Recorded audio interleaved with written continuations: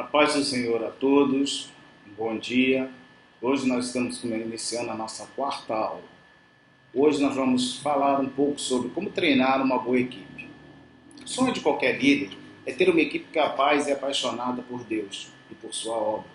Uma equipe visionária e eficiente. Parece utopia, mas não é. Jesus teve uma equipe cheia de falhas, formada por pecadores como nós, mas amplamente vencedora. Para termos uma equipe semelhante, precisamos aprender e conhecer os passos de Jesus ao escolher o seu time. A seguir, veremos 6 princípios da liderança de Jesus. Primeiro princípio: Jesus identificou o perfil dos seus comandados. Em Marcos 1,17 diz: "Vinde após mim e eu vos farei pescadores de homens." Jesus buscava ajudadores que tivessem 2 características: paixão e competência. As perguntas básicas são: onde está o seu coração? E qual a sua competência? O que significa competência? Conjunto de habilidades, unção, conhecimento e experiência.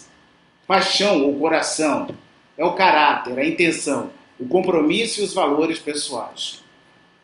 Há aqueles que têm paixão por um ministério, mas não têm competência. Solução: para alguns casos, um bom treinamento resolve. Existem aqueles que têm competência, mas não têm a paixão. Solução: pode tentar atrair ou conduzir a atenção dessa pessoa para Deus. Caso isso não ocorra, deve-se providenciar uma substituição. Nem sempre competência é o bastante. Existem aqueles que atuam em uma área onde são incompetentes e não têm nela o seu coração. Geralmente, estão lá por determinação de alguém que o empurra para lá com a melhor das intenções. Solução: deve-se retirar imediatamente a pessoa de tal função.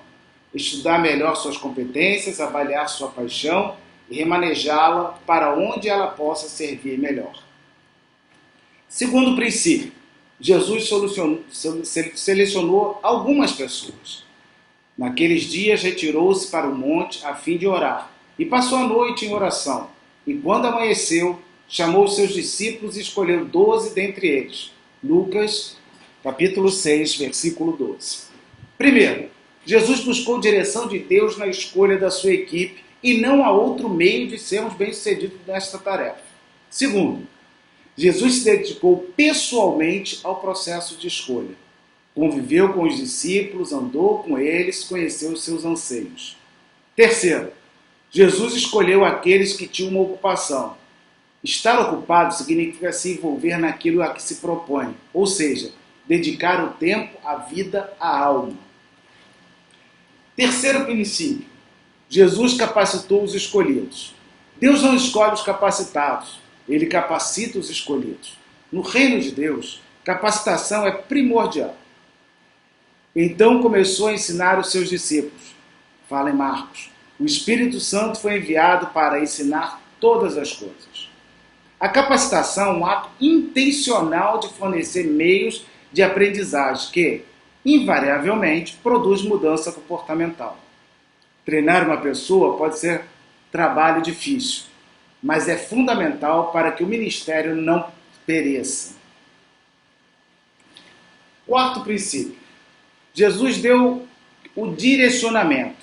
Lucas 10, 1 diz: "E depois disso, designou o Senhor ainda outros 70 e mandou-os adiante da sua face, de 2 em 2, a todas as cidades e lugares aonde ele havia de ir." O que a gente percebe aí nesse quarto princípio? Jesus apresentou a missão aos 70 de modo claro e bem definido. Jesus orientou sobre cada etapa da missão, desde o que deveria levar até como deveria se comportar. É função do líder esclarecer sobre a visão que Deus deu para o ministério, definir as metas de cada etapa e a função de cada um no processo e acompanhar o andamento da missão, a fim de que nada aconteça por acaso ou, principalmente, no improviso. Quinto princípio: Jesus avaliou o trabalho. O feedback, ou a reação dos envolvidos, é fundamental para o sucesso da missão. Sem avaliar os resultados de cada etapa, corre-se o risco de desperdiçar informações importantes para as próximas execuções. Em 2 ocasiões, Jesus reagiu diante dos resultados da missão confiada aos discípulos, deixando claro a sua aprovação e os direcionamentos a serem feitos. O quinto princípio, Jesus avaliou o trabalho. Lucas 9, 40 e 41 diz: roguei aos seus discípulos que os expulsassem e não puderam. Jesus respondeu: ó geração incrédula e perversa, até quando estarei ainda convosco e vos sofrerei? Trazei o teu filho. E em Lucas 10, 17 e 21 diz: então regressaram os 70 com alegria, dizendo: Senhor, pelo teu nome até os demônios se nos sujeitaram. Naquela hora se alegrou Jesus no Espírito Santo e disse: graça te dou, ó Pai. Estes dois momentos se referem ao mesmo assunto, expulsão de demônios. Em um momento, Jesus repreendeu por não conseguirem expulsar, e no outro, eles se surpreenderam pelo fato que os demônios se meterem. Vemos alguns ensinamentos aí. Primeiro, um dos objetivos de avaliar a equipe é descobrir onde é preciso concentrar os ensinamentos. A avaliação é um meio e não um fim. Segundo, avaliar é essencial tanto para reforçar pontos positivos quanto para redirecionar os negativos, resultando em ajustes. É preciso que o líder tenha a capacidade de olhar qualidades e defeitos com a mesma intensidade. E sexto e último princípio, Jesus incentivou a sua equipe. Ninguém há que tenha deixado casa, o pai, ou irmãos, ou mulher, ou filho pelo reino e não receba muito mais neste mundo ou no porvir, a vida eterna. Lucas 18, 29. O maior incentivo de quem serve deve ser agradar a Deus. Incentivar a equipe é estar atento às diferentes necessidades das pessoas. Uma organização não deve pretender suprir todas as necessidades de alguém, mas deve ser sensível para conhecer o estágio em que cada um se encontra e fazer o melhor possível. Incentivar nem sempre quer dizer ter uma palavra afável ou positiva, mas é também dizer a verdade em amor. Para finalizar esses 6 princípios, todos têm que ter paixão e competência. Onde está o foco da sua paixão? A palavra de Deus nos diz em Lucas 12, 34, onde estiver o seu tesouro, aí estará também o seu coração. Quais são as suas competências? Você está disposto a ofertá-las ao Senhor? Quanto tempo você está disposto a passar sendo treinado por Deus? Bom, nós vimos agora os 6 princípios. Fiz uma leitura básica do que está escrito na apostila para dar uma facilitada para a gente começar a falar sobre elas. Vamos falar agora sobre o primeiro princípio. Jesus identificou o perfil dos seus comandados. É importante, quando você for montar uma equipe, você conhecer a sua equipe profundamente. Não simplesmente se empolgar porque você acha que aquela pessoa é boa ou porque ela tem uma postura que te agrada.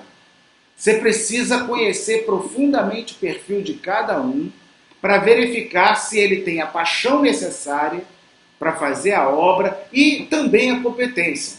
Não adianta você ter todo o desejo, toda a vontade, toda a intenção de fazer um bom serviço se você não tem a competência. E muitas vezes no ministério a gente vê isso, pessoas que são colocadas nos cargos sem ter o preparo ou a competência necessária para exercer esse cargo. E aí, por falta de uma rigor da liderança, o líder ele se torna receptivo ou acolhedor a esse tipo de decisão ou a esse tipo de situação. E isso não ajuda na liderança. Precisamos conhecer realmente o perfil de cada um dos nossos comandados para colocá-los em cada lugar em que eles serão gradativamente melhorar aquilo que estão fazendo. Jesus selecionou alguns. Na igreja existe uma ampla grupo de pessoas. Muitos vão querer fazer o mesmo tipo de serviço. ou o mesmo tipo de auxílio, ou o mesmo tipo de ajuda, ou a mesma participação no culto. E a gente precisa aprender como Jesus fez. Havia uma série de pessoas à sua volta, uma série de pessoas que o seguiam, mas ele escolheu um grupo para que esse grupo, dentre tantos, pudesse fazer a sua obra. E essa escolha foi baseada em alguns caracteres, ou algumas características desse grupo. Primeiro ele viu paixão, como nós já vimos, e a competência. Depois ele começou a fazer aquilo que é mais importante na escolha de um grupo, orientação de Deus. Precisamos orar para que Deus nos oriente a quem devemos colocar efetivamente naquela posição. Depois, nos dedicarmos pessoalmente nessa escolha. Não é simplesmente apontar ou botar um nome para fazer uma diretoria ou assumir um cargo. Mas, na verdade, é você acompanhar essa pessoa no seu dia a dia, verificar as aptidões, se ela está realmente pronta para assumir aquela responsabilidade. E outra coisa importante, não é colocar alguém no cargo que esteja simplesmente sem fazer nada. Ou na sua vida secular, na sua vida pessoal, ou na própria igreja. Mas alguém que tem alguma atividade, alguém que você perceba que tem uma responsabilidade. Porque isso denota que essa pessoa é comprometida. Que essa pessoa não é aquela pessoa que deixa as coisas acontecerem. Então ela precisa estar comprometida com alguma coisa, você avaliar esse comprometimento e aí sim você convidá-la ou selecioná-la para a sua equipe. Já no terceiro princípio, Jesus capacitou os escolhidos. Isso é de fundamental importância. Não adianta você simplesmente escolher e dizer para a pessoa, faça isso. Além de escolher pessoas capacitadas, apaixonadas, fazer uma seleção das melhores pessoas para os determinados cargos, também é preciso fazer um treinamento de capacitação. Não adianta a gente apenas dar um cargo, mas a gente precisa que essa pessoa entenda como exercer esse cargo. E isso não é apenas uma fala, não é apenas um direcionamento, mas um treinamento para que ela exerça. Uma das formas de fazer esse treinamento é num determinado cargo você ter o principal e o auxiliar. Onde o auxiliar está se capacitando para no ano seguinte, quando o principal sair, ele assumir o cargo. O que não ocorre na maioria das igrejas. A maioria das igrejas, o principal sai, o auxiliar sai e vai se procurar uma outra pessoa para ocupar. E aí não se capacitou ninguém, ou aquele que havia aprendido jogou todo aquele aprendizado fora. Então Jesus capacitou os escolhidos. Eles andaram com Jesus por muito tempo e ele foi ensinando como proceder. E é isso que a gente precisa fazer quando escolhemos uma liderança. O quarto princípio, Jesus deu direcionamento. O que significa esse direcionamento no trabalho? Precisamos especificar exatamente o que a gente espera dessa equipe ou, efetivamente, desse liderado que a gente escolheu para determinado cargo. Não é simplesmente dizer assim, você é o diretor de evangelismo. Tá, e daí? O que você pretende que ele faça como diretor de evangelismo? Quais são as atribuições dele? Quais são as diretrizes? Qual é o direcionamento que ele vai ter? Qual é o tipo de trabalho que você pretende que ele realize? Então você precisa explicar detalhadamente como você quer o trabalho e para que aquele trabalho vai servir. Então você precisa fazer isso com todos os cargos. Alguma das formas é você ter um material didático apresentando cada cargo, cada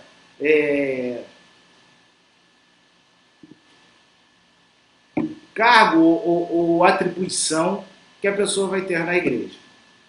E aí você dá esse material para ele e estuda com ele, explica com ele e determina a direção que ele vai tomar. Lembre-se o seguinte, seu liderado provavelmente não tem ainda propriedade sobre esse trabalho. Então, requer que você tenha uma paciência maior do que você teria com você próprio, que pode fazer esse trabalho rapidamente. Mas ele precisa de um tempo um pouco maior.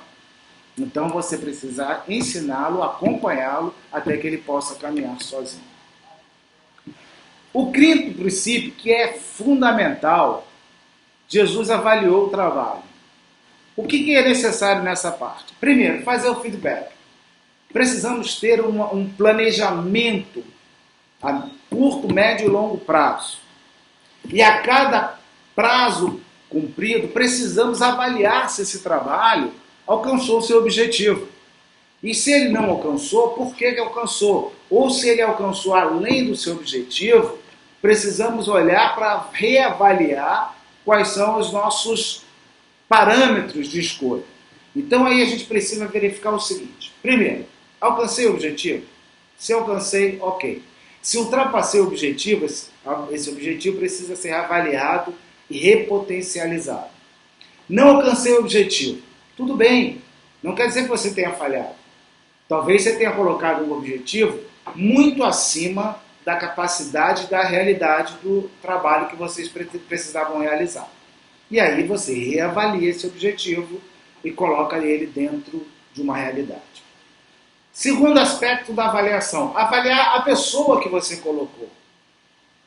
Avaliar de uma forma não pejorativamente, não criticamente, mas avaliar se foi atingido os objetivos que foi proposto para aquele trabalho.